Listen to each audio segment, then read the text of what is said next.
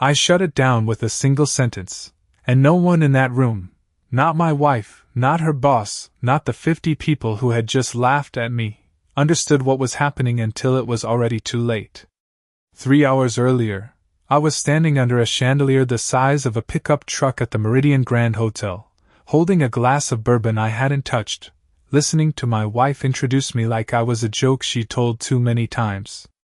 "This is Ethan," Olivia said, her smile sharp and effortless, the kind she used on clients worth 6 figures.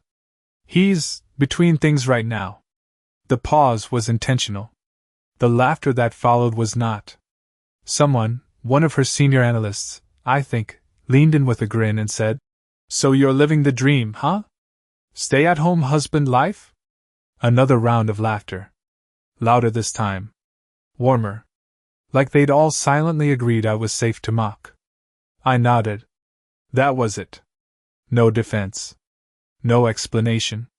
Just a small, almost polite nod, like I was confirming something trivial, like the weather. Olivia didn't look at me.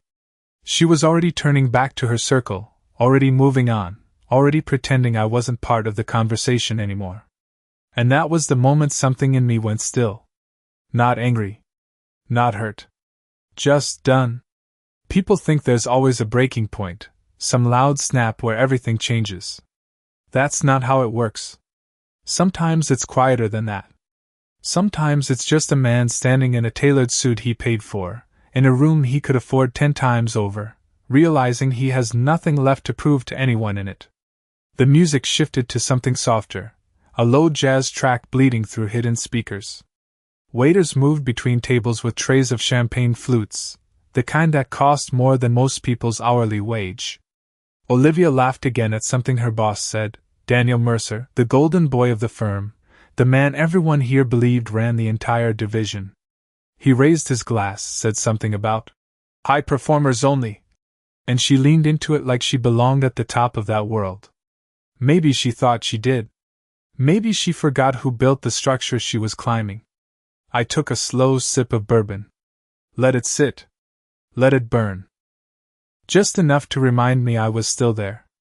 Across the room, near the back wall, one of the IT managers caught my eye for half a second.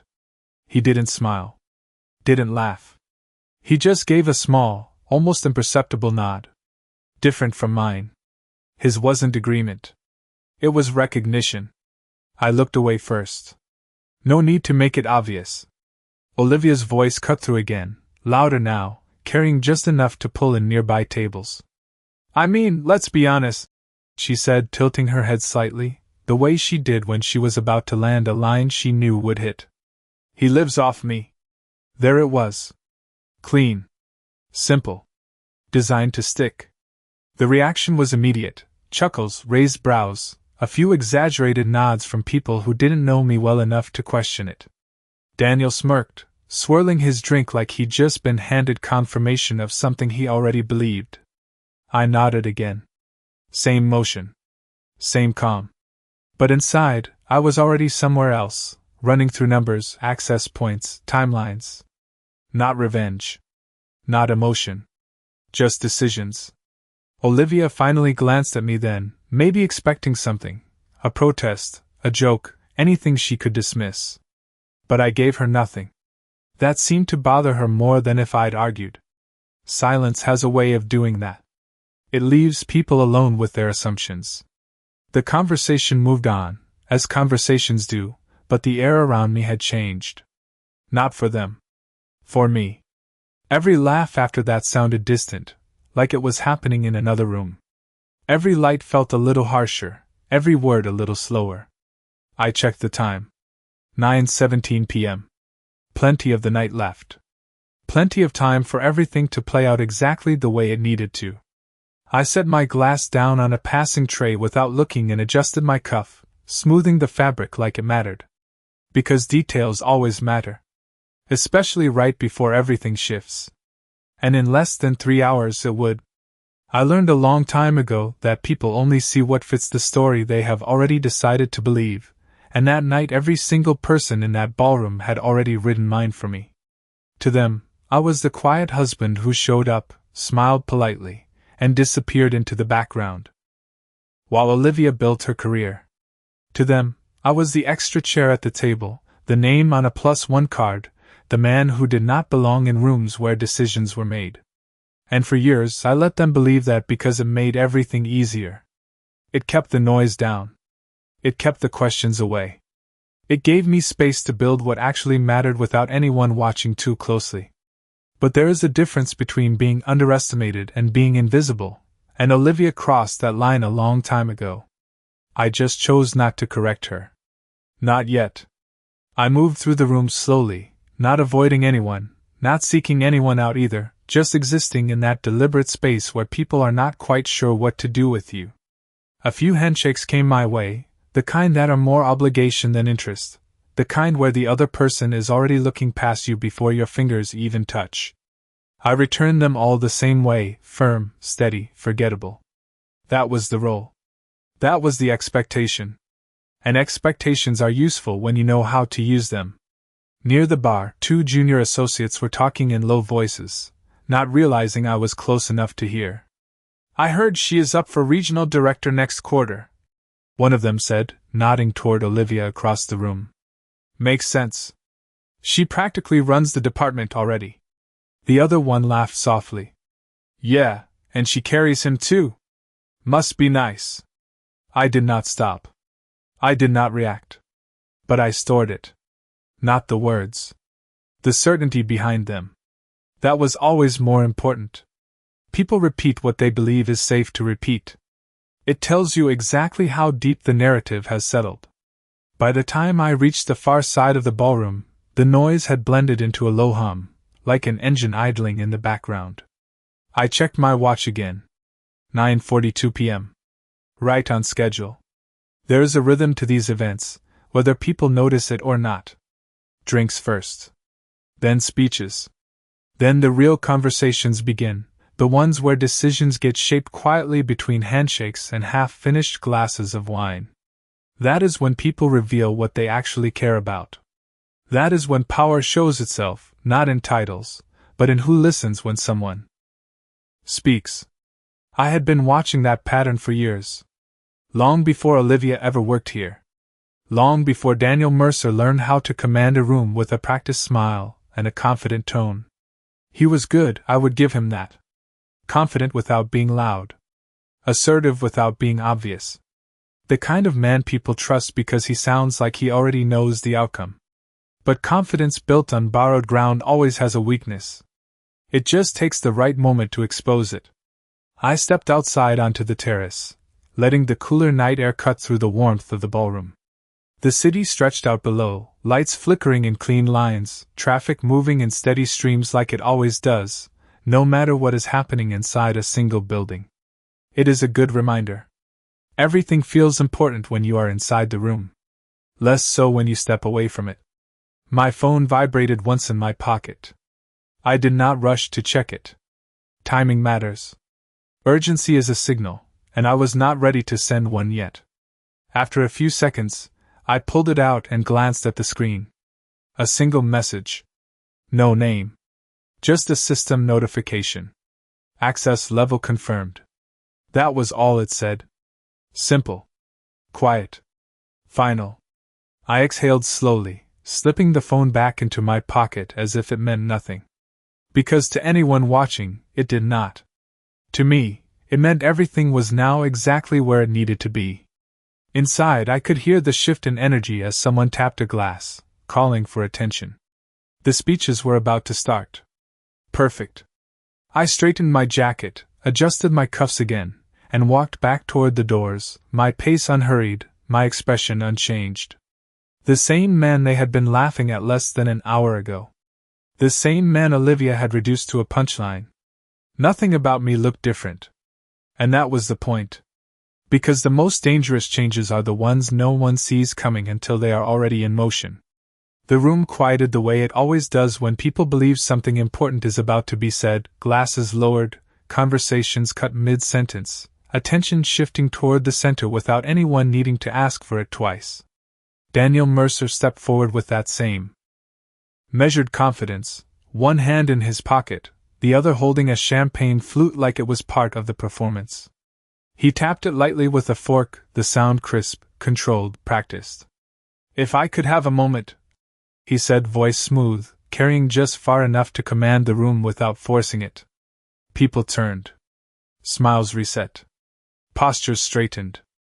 Olivia was already facing him, her expression sharpened into that polished version of admiration she used so well, the one that said she understood the room, understood the game, and knew exactly where she stood in both. I took a place near the back, not hiding, not standing out either, just positioned where I could see everything without being part of it. That had always been my preference. You learn more when people forget you are watching.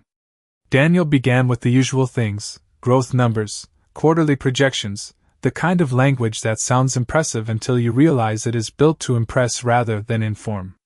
The crowd responded exactly the way you would expect: nods at the right moments, quiet murmurs of approval, a few impressed glances exchanged between people who wanted to be seen agreeing. Olivia clapped first when he paused, just slightly ahead of everyone else, setting the rhythm for the room. That detail did not go unnoticed. It never does. And of course, Daniel continued, turning slightly, extending a hand toward her, none of this would be possible without the leadership of people like Olivia Cole. The applause grew louder this time, more focused, more intentional. Olivia stepped forward just enough to acknowledge it, smiling, controlled, confident. She knew how to hold a moment without letting it hold her. I watched her closely then, not the way a husband watches his wife, but the way you observe someone standing at the edge of something they do not fully understand yet. There was no hesitation in her posture, no doubt in her expression. She believed this was her stage. That belief was about to be tested. Daniel spoke for another few minutes, building momentum, layering praise with projection, painting a picture of a future that sounded inevitable. It was well done. It always is when people rehearse certainty long enough. Then he reached the part that mattered. Starting next quarter, he said, pausing just long enough to let the anticipation build. We are planning a full departmental expansion. New leadership structure, new authority lines, and a more aggressive strategy moving forward. The words landed exactly as intended. Excitement. Curiosity. A ripple of quiet conversation beginning to spread.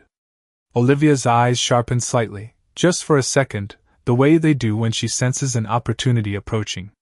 Promotion. Influence. Control.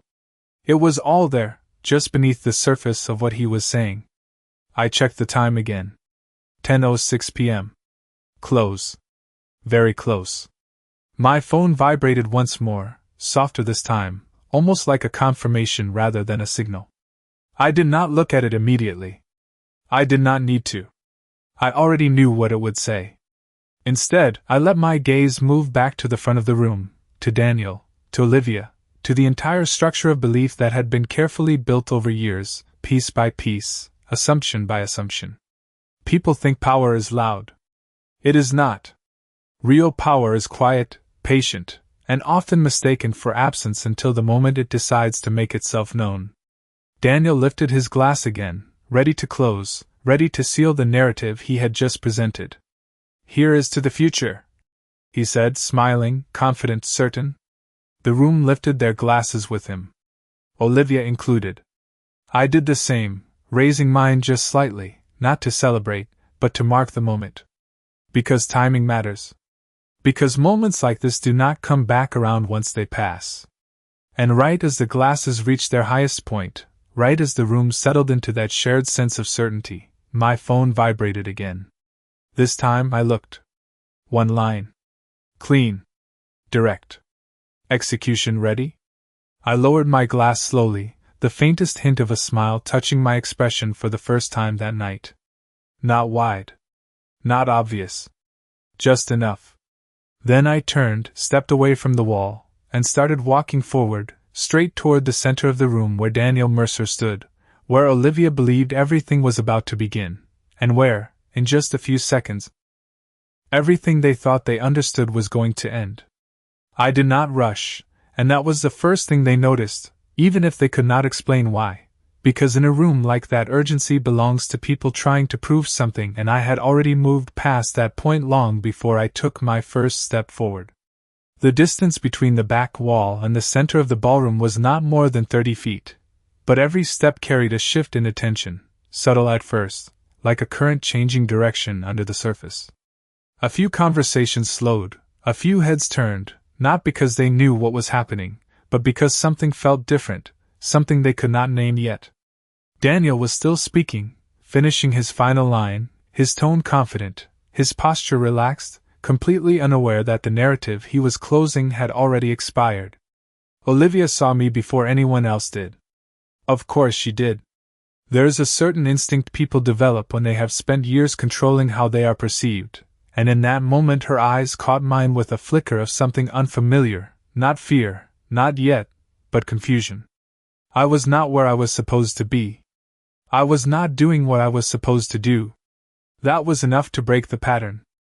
I stopped just short of the center, close enough to be part of the circle, far enough to avoid interrupting physically, and I waited. Timing is not about speed. It is about precision. Daniel lowered his glass, ready to transition, ready to step away from the spotlight he believed he owned, and that was when I spoke. Daniel. Just his name. Nothing more. Not loud. Not aggressive. Just clear enough to cut through the room like a clean line drawn across a page. He paused, mid-motion, the smallest delay, but enough. Enough for people to notice. Enough for attention to shift fully now, no longer curious, but focused. He turned toward me, expression polite, slightly puzzled, the way you look at someone you recognize but do not quite place in the hierarchy of the moment. Yes? He said, still holding the tone of control, still assuming this was a minor interruption, something easily managed. I nodded once, the same way I had earlier, but this time it carried a different weight, one that had nothing to do with agreement. We need to pause the expansion announcement, I said. Simple. Direct. No explanation attached. For a second, nothing moved. The words did not fit the script they had just been handed, and when something does not fit, people hesitate. Daniel blinked, just once, recalibrating, searching for context that was not there. I am sorry, he replied, a slight smile forming, the kind that smooths over confusion. And you are? There it was. The question that defined the entire night. The room leaned in without realizing it, every conversation now fully stopped, every glance anchored between the two of us. Olivia took a small step forward, just enough to insert herself if needed, her expression tightening, that polished composure starting to show hairline cracks. She opened her mouth, likely to clarify, to reframe, to put me back into the role she had assigned me, but I spoke again before she could. Ethan Cole, I said, my voice steady, unhurried, the name landing without emphasis because it did not need any. Recognition did not come immediately. That was expected.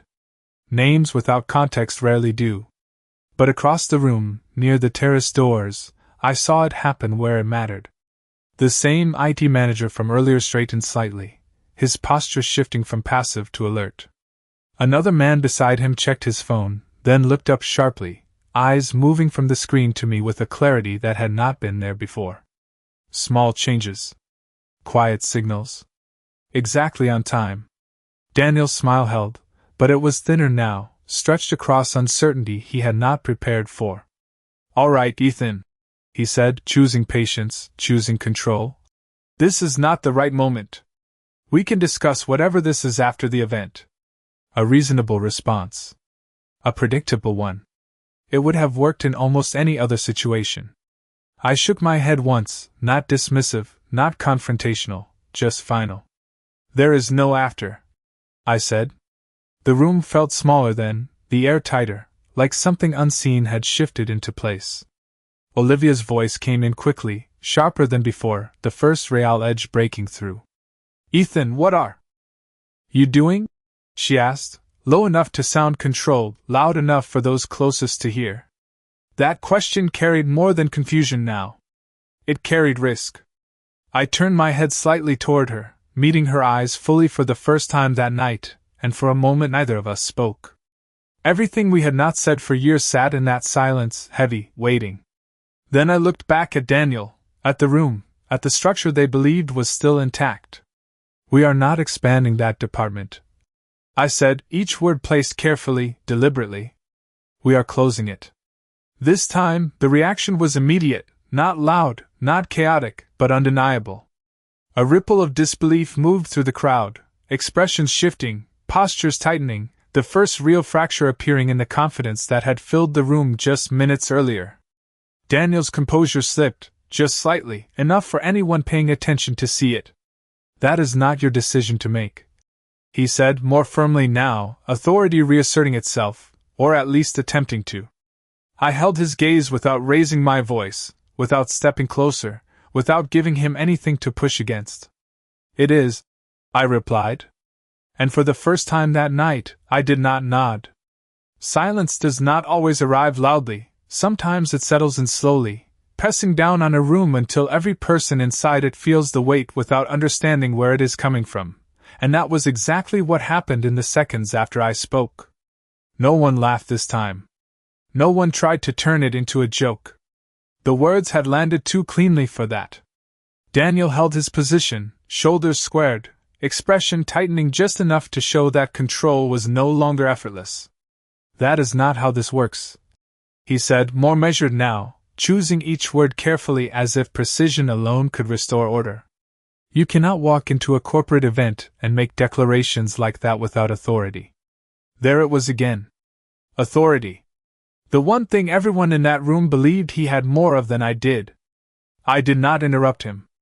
I let the sentence finish, let it hang in the air where everyone could hear it, where everyone could silently agree with it. Because agreement, when it is built on the wrong assumption, is the easiest thing to dismantle. I reached into my jacket slowly, not dramatic, not rushed, and pulled out my phone. No flourish. No announcement. Just a simple movement that most people would have ignored under normal circumstances. But nothing about the room was normal anymore. Every eye tracked it. Every breath seemed to pause just slightly. I unlocked the screen and tapped once. Then I turned it toward Daniel. "Check your email," I said. Again, simple. Direct. No explanation attached. For a second, he did not move. Then his phone buzzed in his hand, the sound sharp in the quiet. That was the moment the first real crack appeared. Not in the room. In him. He glanced down, more out of reflex than intention, expecting something minor, something procedural. His expression changed before he could hide it. Not dramatically. Just enough. Enough for the people closest to him to notice. Enough for Olivia to see it from where she stood. "What is this?" he asked, the confidence in his voice thinning, replaced by something more cautious, something that had not been there before. I did not answer immediately. I let him read. Let the information settle the way it needed to. Across the room, more phones began to vibrate, one after another, like a chain reaction no one had planned for. Heads dipped. Screens lit up. Conversations did not start this time. They stopped before they could even form. The room was shifting, not loudly, not chaotically, but in that quiet, irreversible way that happens when people realize the ground under them is not what they thought it was. Olivia stepped closer now, her composure tightening, her voice lower, controlled but no longer effortless. "Ethan," she said, "what did you do?" It was the first time she had asked the question without assuming she already knew the answer. I glanced at her briefly, then back at Daniel, who was still staring at his phone, scrolling now, faster, searching for something that would make sense of what he was seeing. "I did not do anything tonight," I said calmly. "This was put in place a long time ago." That was the truth. And the truth has a different weight when it is delivered without emotion. Daniel looked up then, eyes sharper, the realization beginning to take shape behind them. "This is not possible," he said, but the words sounded more like a question than a statement. I held his gaze. "It is already done," I replied. Around us, the ripple had become something more defined. A few people stepped back slightly, not consciously, just enough to create space, as if distance might give them clarity. Others stood completely still, watching, processing, recalculating everything they thought they understood about the room, about the company, about me. Olivia's expression shifted again, this time more visibly. Not confusion. Not yet panic. But something closer to it than she had ever allowed herself to show in public. "Explain," she said, sharper now, the control in her voice turning into demand. I turned toward her fully this time, meeting her eyes without hesitation. "The department you built," I said evenly, "was never yours to begin with." The words landed harder than anything else I had said. Not because they were louder, but because they reached deeper. Her reaction was immediate, a brief flicker of disbelief breaking through the composure she had held so carefully all night. Daniel straightened, trying to regain control, trying to reassert something that was already slipping through his hands.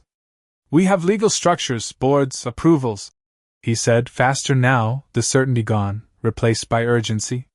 "You cannot override that." I shook my head once. "I do not need to override it," I said.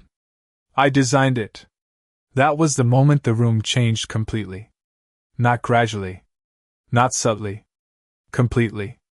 Because in that instant, the story they had all been telling themselves no longer fit the facts in front of them. And when a story breaks like that, people do not argue. They listen. No one spoke after that, not immediately, because there is a very specific kind of silence that follows a statement people do not know how to challenge, and this was exactly that kind. It was not agreement, not yet, but it was no longer resistance either. It was the pause that comes when certainty collapses and something new has not fully formed. In its place. Daniel was the first to try to fill it, because men in his position are trained to do that, to restore order before doubt spreads too far.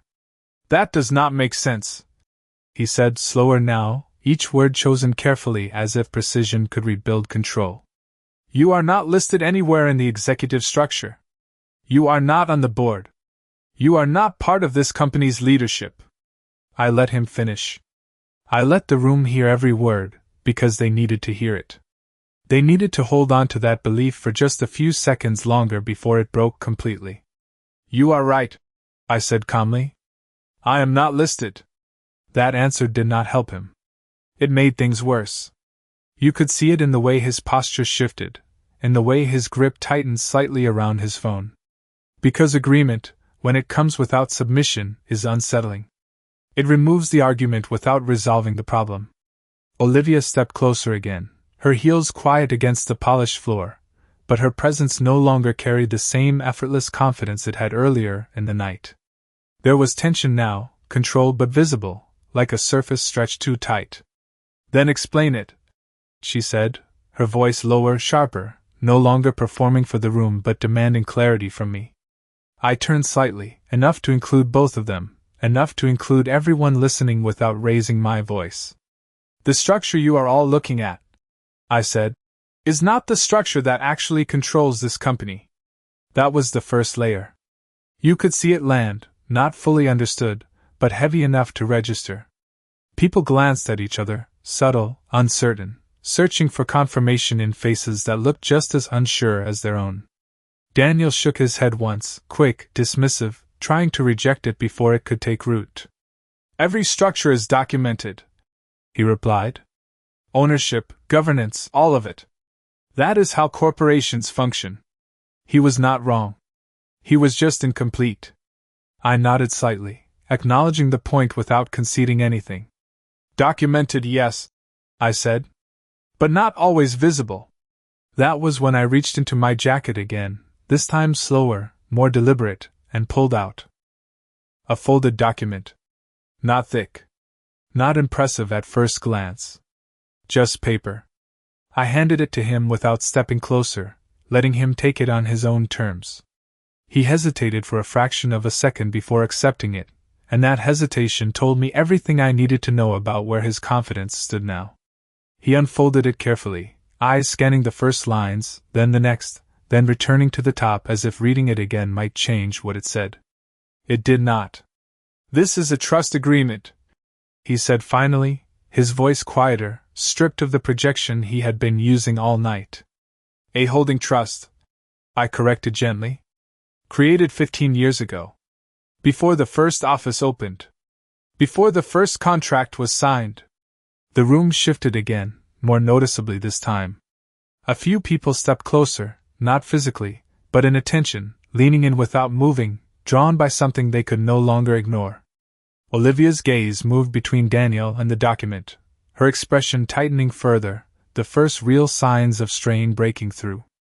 "What does that have to do with anything?" she asked, but the question lacked the certainty it would have carried an hour ago. I met her eyes briefly before answering. "Everything," I said. Then I looked back at Daniel. "Keep reading." He did. Slower now. More carefully. And then it happened. Not loudly. Not dramatically. Just a small shift in his expression, a flicker of realization that could not be hidden once it appeared. "Controlling interest," he read under his breath, almost to himself. The words were not meant for the room, but they carried anyway. They always do when the room is quiet enough. Olivia heard them. So did everyone else. I did not need to repeat them. I did not need to emphasize them. I simply let them exist. "The board you report to," I said after a moment, "answers to that structure." Daniel looked up at me then, fully, no performance left, no practiced confidence to lean on, just a man trying to reconcile what he thought he knew with what was now in front of him. "And you control that trust," he said. It was not a question. I held his gaze. "Yes," I replied. That was the moment the hierarchy in the room inverted. Not officially. Not on paper. But in the only place that matters in moments like this, in the minds of the people watching it happen. Olivia took a small step back without realizing it, her balance shifting as if the ground itself had moved beneath her. The department she had built, the authority she had claimed, the narrative she had lived inside, all of it was being reframed in real time. I did not raise my voice. I did not move closer. I simply stood where I was and let the reality settle. Because once people understand where the control actually sits, everything else becomes very quiet very quickly. People like to believe that power changes everything in an instant, but that is not quite true, because the real shift does not happen when power is revealed, it happens when people accept it, and you could see that acceptance forming now, slowly but irreversibly, in the way the room had gone completely still, in the way no one interrupted, in the way even the smallest movements felt deliberate. Daniel was still holding the document, but he was no longer reading it, no longer searching for an error or a loophole, because there are moments when you understand something is real before you fully understand how it works, and this was one of those moments. Olivia, on the other hand, was not there yet. Her mind was still trying to rebuild the version of reality she had been operating in, trying to place me back into a role that made sense, because people do not let go of their assumptions easily, especially when those assumptions define their position. "No," she said, the word coming out sharper than intended, not loud, but firm enough to carry. "That does not make sense." I turned toward her, not quickly, not reactively, just enough to acknowledge the statement without giving it weight. "It does," I said calmly. "You just were never meant to see it." That was the difference. Visibility is not the same as control, and for years she had mistaken one for the other. Daniel finally lowered the document slightly, his grip loosening as if holding onto it would not change what it said. "If this is accurate," he began, slower now, careful, "then any major operational decision would require approval through that trust." I nodded once. "Correct." The word landed clean, final, without hesitation. He swallowed, a small movement, almost invisible, but in a room like this, nothing is invisible anymore. "Including expansion," he added. "Including expansion," I repeated. The structure was no longer theoretical. It was active. And that meant the consequences were no longer abstract. Olivia stepped forward again, but this time there was no performance in it, no calculated control, just urgency breaking through the surface.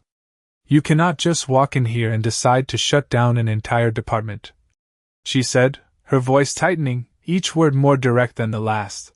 That is not how this works. I let the sentence settle before answering, because timing still mattered even now. It already happened, I said. That was the moment the second wave hit. Not confusion this time. Impact. Real, immediate, unavoidable. Daniel's phone buzzed again, followed by another across the room, then another, a cascade of alerts moving through the crowd like a signal passing from one point to the next.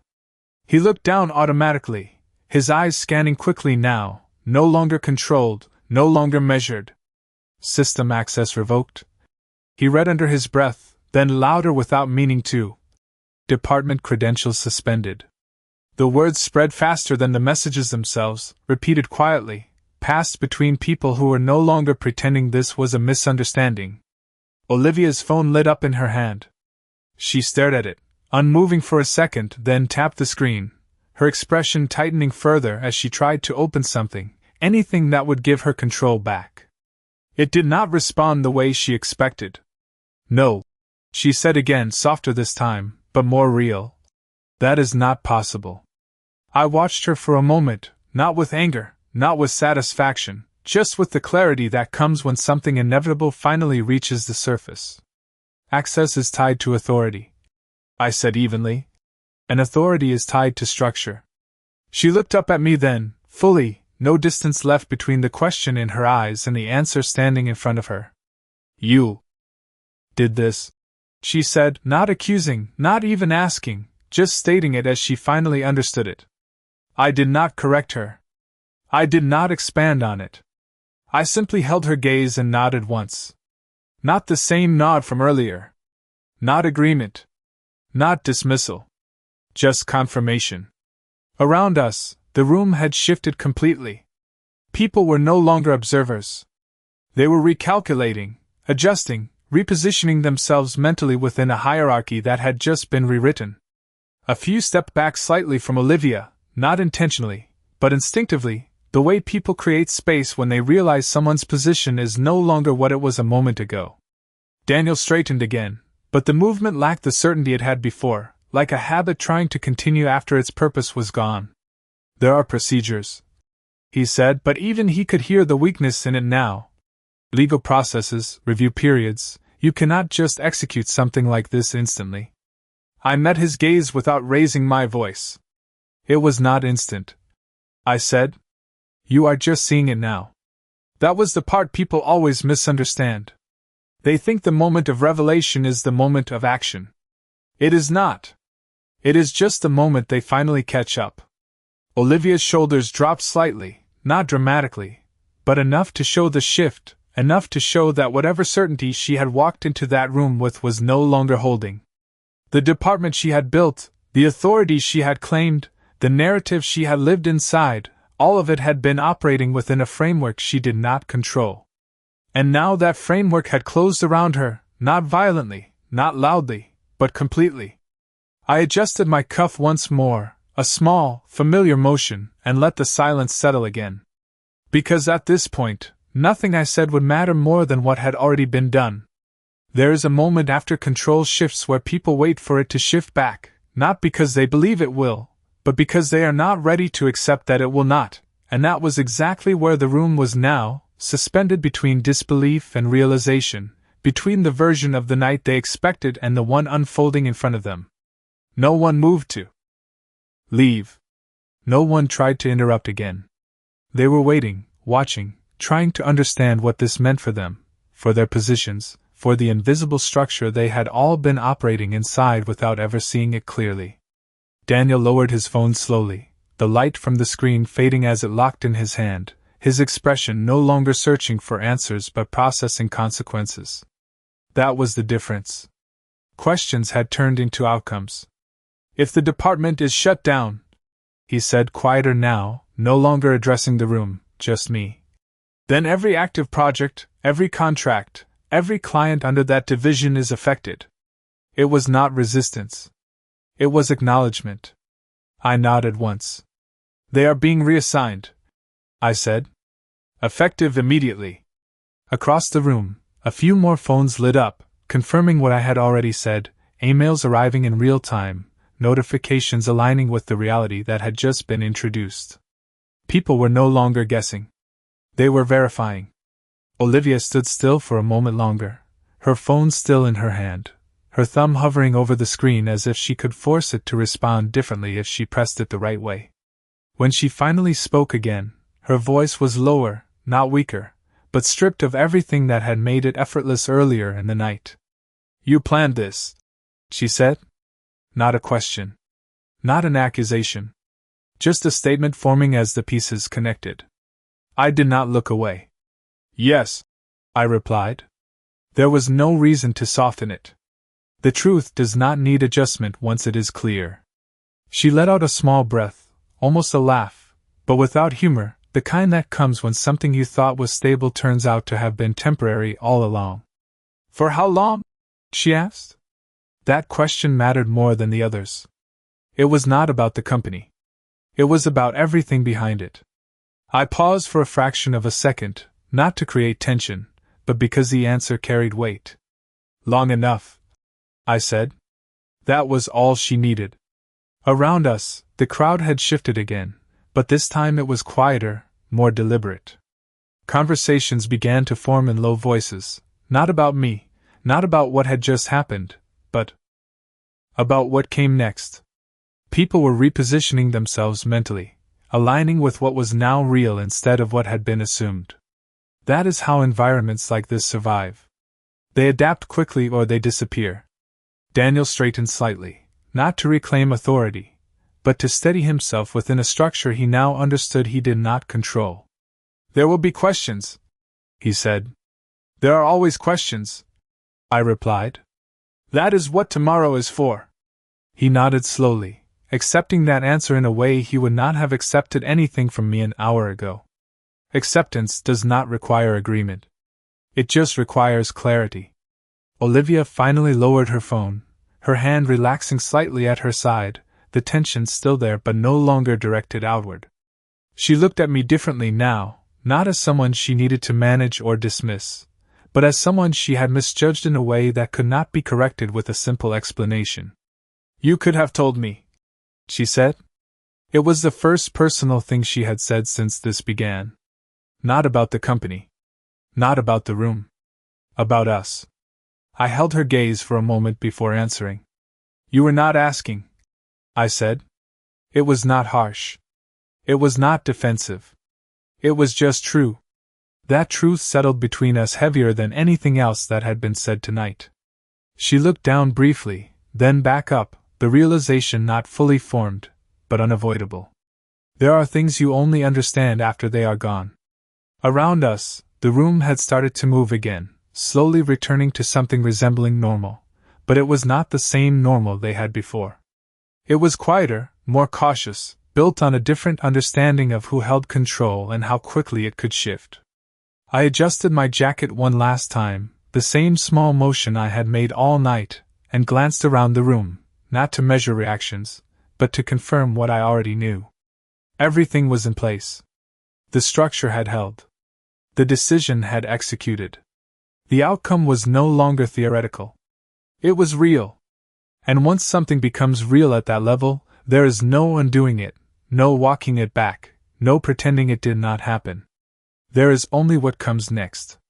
The room did not return to what it was before, and it never would, because once people see the structure behind the surface, they cannot unsee it, no matter how much they try to pretend otherwise. Conversations resumed, but they were quieter now, more careful, shaped by a new awareness that had not existed an hour ago. People who had been loud were now measured. People who had been certain were now cautious. That is what happens when control shifts without warning. It changes more than decisions. It changes behavior. I did not stay in the center. There was no need. The moment had already done what it needed to do.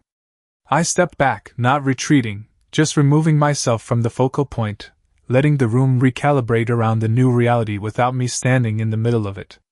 Daniel moved away as well, slower, speaking to a few senior managers in low tones, no longer presenting, no longer leading in the way he had earlier, but adapting, adjusting, doing what experienced people do when they understand the rules have changed. Olivia did not move right away. She stood where she was for a few seconds longer, her posture still composed, but the ease gone, replaced by something more grounded, more real. When she finally turned toward me, there was no audience in her expression anymore, no performance left to maintain.